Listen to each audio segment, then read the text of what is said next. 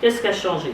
Il a cassé l'isolement des condamnés à mort. Donc, en fait, quand on dit il, c'est après sa visite et après disons son sermonnage public des autorités, les condamnés à mort ne sont plus emprisonnés dans les cellules et interdits de sortir. Donc, il casse l'isolement. Ça, c'est aussi confirmé notamment par le fameux avocat Fabien Ségatois, qui était un grand militant de la libération des prisonniers politiques, justement, dans ces années 2000-2005.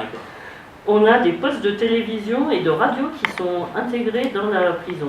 Les visites sont autorisées, ce qui n'était plus le cas depuis des années, et elles sont autorisées dans le corps de garde, c'est-à-dire dans des face-à-face qui n'avaient plus lieu d'être depuis plus de 20 ans.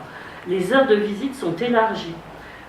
Et ensuite, des associations se créent non pas parce que Mandela est passé en prison, mais parce que Mandela mettant à l'agenda des questions pénitentiaires importantes, ça donne une espèce de souffle. Alors il existait déjà l'association burundaise pour la défense des prisonniers, la BDP, qui est finalement la première association de défense des prisonniers, mais la PRODH naît de Mbonimpa, donc que je ne vous présente plus, naît directement dans la foulée de la visite de Mandela.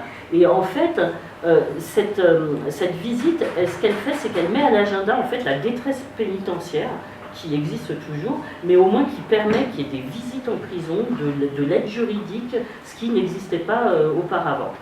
Ça fait aussi que maintenant, on a un usage et une manipulation de Mandela assez importante. On a fait un deuil national au Burundi, 3 jours de deuil national au moment de la mort de Mandela, et tous les 18 juillet, qui est le Mandela Day international, on célèbre ça en général à Mpimba, la prison centrale du Burundi.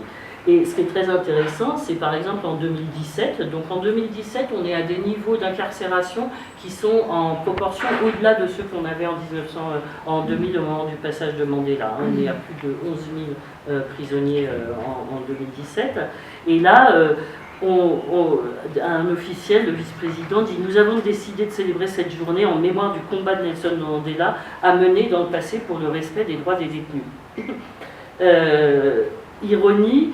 Donc à cette époque, en 2017, on est bien plus au-delà, et en fait, l'autorité décide de relâcher 30 prisonniers ce jour-là. Donc il y a quelque chose qui est de l'ordre de l'interprétation, de la manipulation de la figure de Mandela. Je voudrais terminer en fait sur le contentieux de 2015 qui est en train de naître, qui est né déjà, et qui pose un problème majeur comme celui de 1993, sauf qu'il n'y a pas de Mandela, il n'y a plus de Mandela pour dire, pour essayer d'inciter en fait les autorités à... donc il y a des petites mesurettes chaque année, des grâces présidentielles qui touchent 300-400 personnes, mais quand on est à 11 000, dont à peu près la moitié, voire 60% sont en fait...